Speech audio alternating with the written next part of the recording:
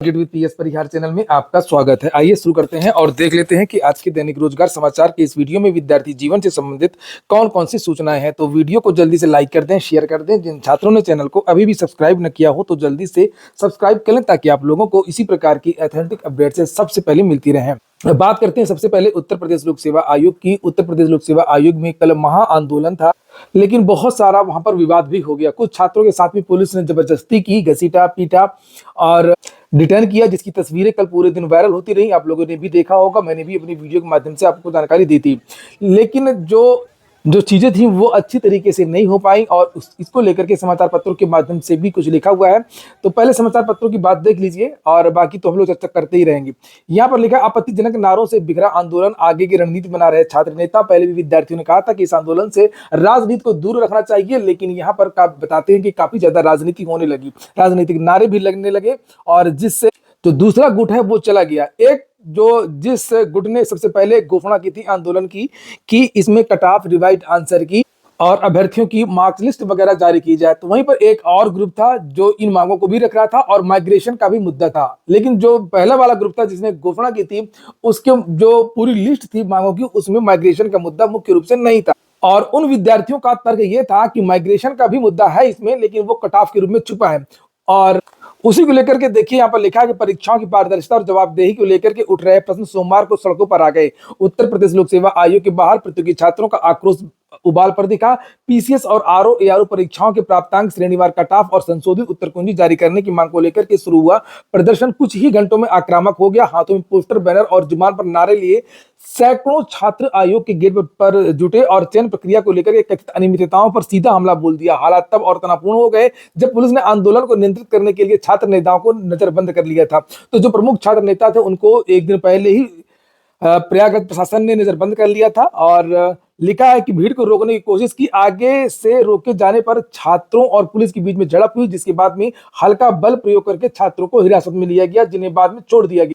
लिखा है, आंदोलन की अगुवाई करने वाले छात्र नेता पंकज पांडे और आशुतोष पांडे को पहले ही नजरबंद कर दिया था। हुंकार मंच के पंकज पांडे ने आरोप लगाया कि पुलिस ने उनको घर पर ही नजरबंद कर दिया था और उनको प्रदर्शन में शामिल नहीं होने दिया गया। आशुतोष पांडे ने कहा कि पुलिस प्रशासन द्वारा रंगदारी के मुकदमे में फंसाने की धमकी दी जा रही है और प्रतियोगी छात्रों के प्रदर्शन को देखते हुए आयोग के आसपास सुरक्षा के कड़े इंतजाम कर दिए गए थे। सुबह 11 बजे तक प्रदर्शन सीमित संख्या में छात्रों के साथ में शुरू हुआ, लेकिन दोपहर होते होते आसपास के जिलों से आए प्रतियोगी छात्र बड़ी संख्या में आयोग के गेट नंबर 2 के बाहर जुट गए। हाथों में पोस्टर, बैनर लेकर के छात्रों ने आयोग के खिलाफ नारेबाजी की और भर्ती परीक्षाओं में अनियमितताओं का आरोप लगाया। छात्रों का कहना था कि आयोग का दावा है कि अंतिम परिणाम आने के बाद प्राप्तांक, कट ऑफ और संशोधित उत्तर कुंजी जारी की जाएगी। लेकिन देख लीजिए आप यहां से कि 2021 में 22-23 का परिणाम आने के बाद भी आयोग कट ऑफ और उत्तर कुंजी जारी नहीं किया है। प्रतियोगी छात्र संघर्ष समिति के मीडिया प्रभारी प्रशांत पांडे ने कहा कि उनकी मांगों पर विचार नहीं हुआ तो अब आंदोलन की नए सिरे से रणनीति बनेगी। तो ये पोस्टर, बैनर देख सकते हैं, कट ऑफ को लेकर के, माइग्रेशन को लेकर के, ये बहुत सारे हो गए। और वहीं पर छात्रों का कहना है कि ये जो था मुख्य मुद्दा नहीं था, इसकी वजह से आयोग जो है मजबूत हो गया। आयोग के पास एक बहाना हो गया कि मामला कोर्ट में है, इसमें हम कुछ कर नहीं सकते क्योंकि उसकी 1 या 2 दिन में सुनवाई होनी है। और कहते हैं कि बहुत सारे छात्र केवल इस वजह से ही चले गए वापस, क्योंकि यहाँ पर माइग्रेशन का मुद्दा मुख्य कल हो गया था। यहाँ पर लिखा भी है कुछ और भी समाचार पत्रों में, जैसे अभी आप लोग दैनिक जागरण में सूचना देख रहे थे और ये अमर उजाला की सूचना है और इसमें साफ साफ लिखा हुआ है अमर उजाला ने कि पुलिस के दबाव व आंदोलन में नए मुद्दे शामिल होने और राजनीतिक हस्तक्षेप की आशंका के बीच प्रतियोगी 2 खेमों में बट गए। आंदोलन की घोषणा करने वाले कई छात्र नेताओं को पुलिस ने नजरबंद कर लिया था, तो राजनीतिक हस्तक्षेप की बात करते हुए प्रतियोगी धरना प्रदर्शन के दौरान आयोग से लौट गए। संयुक्त प्रतियोगी छात्र हुंकार मंच और प्रतियोगी छात्र संघर्ष समिति समेत कई संगठनों की ओर से सोमवार को आयोग पर धरना प्रदर्शन की घोषणा की गई थी, लेकिन इसकी अगुवाई करने वालों को जब पुलिस ने नजरबंद कर लिया तो फिर वहां से जो छात्र हैं, इनके जो समर्थक छात्र थे, वो सारे के सारे जो छात्र हैं वो लौट गए। लिखा है यहाँ पर कि प्रतियोगियों की ओर से संशोधित उत्तर कुंजी, कट ऑफ जारी करने समेत अन्य मांगों को लेकर के आंदोलन की घोषणा की गई थी, लेकिन आयोग पर पहुंचे प्रतियोगियों ने माइग्रेशन पॉलिसी लागू करने समेत अन्य मांगे उठा दी। संयुक्त प्रतियोगी छात्र हुंकार मंच के पंकज पांडे का कहना है कि यह मांगे उनके आंदोलन में शामिल नहीं है, कोई और लोग हैं जिन्होंने ये मांगे उठाई हैं। प्रतियोगी छात्र संघर्ष समिति के मीडिया प्रभारी प्रशांत पांडे का कहना है कि पूर्व घोषित आंदोलन में राजनीतिक दलों के कई कार्यकर्ता अपना बैनर, पोस्टर लेकर के पहुंचे थे। उनकी मांगों उनकी मांगे भी अलग थी, इसलिए आंदोलन घोषणा करने वाले जो प्रतियोगी हैं वो आयोग के गेट से ही वापस हो गए थे। और प्रशांत का कहना है कि साजिश के तहत इसे राजनीतिक रूप देने की कोशिश की गई थी। वहीं पर आयोग का भी यहाँ पर पक्ष आया, उसको भी आप लोगों को देखना चाहिए। और यहाँ पर देख सकते हैं आप लोग, अखिलेश यादव जो समाजवादी पार्टी के राष्ट्रीय अध्यक्ष हैं, पूर्व मुख्यमंत्री हैं, इन्होंने जो कल छात्रों के साथ में दुर्व्यवहार हुआ था इसको लेकर के भी यहाँ पर कल ट्वीट किया था, यहाँ पर इसका विरोध किया था। और नीचे लिखा हुआ है कि ये देखिए लिखा, आयोग का पक्ष आयोग के अफसरों ने स्पष्ट किया है कि संशोधित उत्तर कुंजी श्रेणीवार कट ऑफ अंतिम परिणाम के बाद जारी किए जाएंगे। लेकिन छात्रों ने तो कहा है कि 21, 22, 23 का आप कट ऑफ क्यों नहीं जारी करें रिवाइज आंसर की अभी तक। संघ लोक सेवा आयोग ने यह भी निर्णय लिया है कि उनका कहना है कि प्रारंभिक परीक्षा में ओएमआर की 3 प्रतियां दी जाती हैं, जो मार्क लिस्ट लोग कह रहे थे स्कैन दिखाया जाए, तो इसमें से एक प्रति प्रतियोगियों के पास ही रहती है। और ऐसे में ओएमआर शीट आयोग की वेबसाइट पर डालने का कोई औचित्य समझ में नहीं आता है। माइग्रेशन के मुद्दे पर आयोग का ये कहना है कि यह न्यायालय में लंबित है, जिसकी वजह से 2 भर्तियों के रिजल्ट भी रुके हुए हैं, यही वगैरह का। ऐसे में न्यायालय के आदेश पर ही इस पर आगे की कार्रवाई की जा सकती है। आयोग के अफसरों का यह भी कहना है कि प्रतियोगियों की यह भी मांग है कि उत्तर प्रदेश के अभ्यर्थियों को आरक्षण देने के साथ उम्र में छूट दी जाए। उनकी यह भी मांग है कि ईडब्ल्यूएस अभ्यर्थियों को उम्र से छूट दी जाए। तो यह शासन स्तर पर ही निर्णय लिया जा सकता है, इसमें आयोग कुछ नहीं कर सकता। पर आप लोग देख सकते हैं किस तरीके से पुलिस ने कल छात्रों को उठाया था। ये देखिए आप लोग, बहुत सारे समाचार पत्रों ने अच्छी खासा कवर किया है। छात्र को बाल पकड़ करके खींचा, अखिलेश ने कसा तंज। संजय सिंह का भी बयान है, नौकरी मांगो तो लाठी मिलती है। उत्तर प्रदेश में यूपीएससी से जुड़े मुद्दों को लेकर के प्रदर्शन कर रहे बेरोजगार युवाओं का वीडियो वायरल होने पर सियासत तेज हो गई है।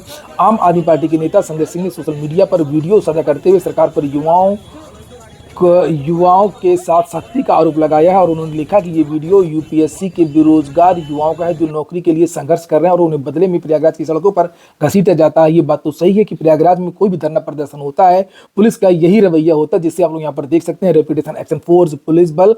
और जबकि ये जो छात्र हैं ये प्रतियोगी छात्र हैं और कोई छात्र नहीं है, मैं कई बार कह भी चुका हूं। लेकिन शासन प्रशासन कोई भी धरना प्रदर्शन करने ही नहीं देता इन विद्यार्थियों को, और थक हार करके हर बार विद्यार्थी ये वापस होते हैं। लेकिन इससे जो आक्रोश विद्यार्थियों का वो लगातार बढ़ता जा रहा है। ये देख सकते हैं आप लोग तस्वीरें पुराने शिक्षकों की, जिनको सीटेट पेपर फर्स्ट क्वालिफाई करना अनिवार्य है।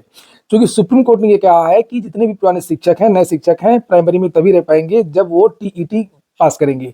और जो पुराने शिक्षक हैं जिनका चयन बीएड प्लस विशिष्ट बीटीसी के आधार पर हुआ था, उन शिक्षकों के लिए एक बड़ी मुसीबत है कि प्राइमरी में वो कॉलम नहीं आ रहा बीएड वालों के लिए कि बीएड प्लस बीटीसी। तो इसके लिए एक पत्र लिखा गया है, यहाँ पर लिखा, बेसिक शिक्षा परिषद द्वारा संचालित प्राथमिक विद्यालयों में कार्यरत सहायक शिक्षकों की शिक्षक पात्रता परीक्षा टीईटी से संबंधित स्थिति को लेकर बना हुआ है। और सर्वोच्च न्यायालय के आदेश के क्रम में टीईटी उत्तीर्णता से जुड़े मामले में उत्पन्न व्यवहारिक दिक्कतों को देखते हुए परीक्षा नियामक प्राधिकारी के सचिव ने राज्य शैक्षिक अनुसंधान एवं प्रशिक्षण परिषद के निदेशक को पत्र भेज करके सुझाव मांगा है। पत्र में सचिव ने उल्लेख किया है कि केंद्रीय शिक्षक पात्रता परीक्षा 2026 के ऑनलाइन आवेदन में निर्धारित योग्यता कॉलम में सेवारत अभ्यर्थियों के लिए बीएड के साथ 6 माह के विशिष्ट बीटीसी पाठ्यक्रम का कोई स्पष्ट उल्लेख नहीं है। इस कारण ऐसे अभ्यर्थियों के लिए ऑनलाइन आवेदन करना संभव नहीं हो पा रहा है। साथ ही सेवारत सहायक अध्यापक अपने 6 माह के विशिष्ट बीटीसी प्रशिक्षण के आधार पर प्राप्तांक अंकित करके ऑनलाइन आवेदन की मांग कर रहे हैं। तो जो केंद्रीय माध्यमिक शिक्षा बोर्ड दिल्ली और राष्ट्रीय अध्यापक शिक्षा परिषद द्वारा निर्धारित योग्यता एवं प्रमाण पत्र सत्यापन नियमों के अनुरूप विधिसम्मत प्रतीत नहीं होता है। तो देखिए इसका क्या हल निकलता है। लेकिन अंक के आधार पर कह दिया गया है, अगले समाचार पत्र में जानकारी दी गई है कि विशिष्ट बीटीसी के अंक के आधार पर सीटेट के लिए आवेदन होंगे। ये देखिए लिखा, सुप्रीम कोर्ट के आदेश के बाद प्रदेश के प्राथमिक विद्यालयों में कार्यरत, ये दूसरा समाचार पत्र है, इसमें लिखा कि बीटीसी विशिष्ट बीटीसी प्रशिक्षित सहायक अध्यापक को सीटेट आवेदन में बड़ी राहत मिलने जा रही है। अब इन शिक्षकों को उनके विशिष्ट बीटीसी प्रशिक्षण के पूर्णांक बीटीसी की जगह वो विशिष्ट बीटीसी के डाल देंगे और प्राप्तांक उपलब्ध कराएंगे, जिससे सीटेट आवेदन के दौरान आ रही पात्रता संबंधी समस्या दूर हो जाएगी। तो इनको नंबर वगैरह जारी करने के लिए कह दिया गया है। और अब ये विद्यार्थी जो है, विद्यार्थी नहीं है शिक्षा के लिए विद्यार्थी बना दिया गया, इनको सीटेट कर सकेंगे और अपनी जो नौकरी है वो सुरक्षित रख सकेंगे। वहीं पर लिखा है, फर्जी शैक्षिक प्रमाण पत्र पर नियुक्त शिक्षकों की जांच का आदेश भी दे दिया गया है। परिषदीय विद्यालयों में बहुत सारे मामले निकल करके आ रहे हैं। देखिए मैं सभी से कहता भी रहता हूं कि भाई कोई भी गलत काम मत करो, सारे पकड़े जाओगे। अभी ललितपुर में देखा आप लोगों ने, एक फर्जी डॉक्टर पकड़ा गया, कार्डियोलॉजिस्ट, और ऐसे रोज कहीं ना कहीं मामले निकल करके आते हैं। टीचिंग में तो सबसे ज्यादा परिषदीय विद्यालयों में फर्जी शैक्षिक प्रमाण पत्र के आधार पर नौकरी कर रहे शिक्षकों के खिलाफ जांच के आदेश दे दिए गए हैं। इस संबंध में 5 शिक्षकों की नियुक्ति को लेकर के शिकायत दर्ज कराई गई है। समग्र शिक्षा के अपर परियोजना निदेशक ने बेसिक शिक्षा परिषद के सचिव को इन मामलों की जांच कराने और आवश्यक कार्रवाई करने के निर्देश दिए हैं। जिन शिक्षकों के खिलाफ शिकायत की गई है उनकी तैनाती गोरखपुर, कन्नौज, सीतापुर में है और इन सभी शिक्षकों की शैक्षिक अभिलेखों की जांच करके नियमानुसार कार्रवाई करने के निर्देश दिए गए हैं। अगली जो सूचना है वो बिहार की है। बिहार में इंटर स्तरीय जैसे एसएससी सीजीएल होता है, एसएससी सीएचएसएल होता है, ऐसे बिहार से भी एक कंबाइंड वैकेंसी आती है, जिसे बोलते हैं जैसे सीएचएसएल होती है ना, इसी तरीके से वहां पर बोलते हैं इंटर स्तरीय।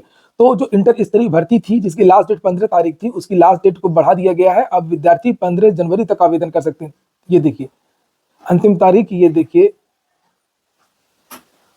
15 जनवरी तक आप लोग आवेदन कर सकते हैं। 13 जनवरी तक आवेदन और पूरी तरीके से सबमिट करने की तारीख 15 जनवरी कर दी गई है। पदों की संख्या भी बढ़ गई है। अच्छी बात है कि पहले 23,175 पद थे और नई जो संशोधित विज्ञप्ति इनकी कल जारी हुई है उसमें 24,492 पदों पर ये भर्ती होगी इंटर स्तरीय। इसमें विभिन्न प्रकार के पद रहेंगे, बाबू आदि के, लिपिक आदि के, अलग अलग विभागों के। ये देखिए यहाँ पर लिखा हुआ है। तो जिन विद्यार्थियों ने अभी तक आवेदन ना किया हो तो वो आवेदन कर दे। ये इनकी वेबसाइट है bssc.bihar.gov.in। आप लोगों ने वीडियो लाइक तो किया नहीं होगा, वीडियो को लाइक बस कर दिया करें और ज्यादा से ज्यादा वीडियो को शेयर भी कर दिया करें। सूचना अभी और भी है, आज दूसरा वीडियो भी अपलोड होगा थोड़ी देर बाद, आप लोग उसको भी देखिएगा। उसमें भी बहुत सारी महत्वपूर्ण सूचनाएं हैं। ये हो गया आज का वीडियो। पूरा वीडियो सुनने के लिए बहुत बहुत धन्यवाद। और आज आप लोग जरूर बताएं कि आप लोग किस आयोग की भर्ती की तैयारी कर रहे हैं।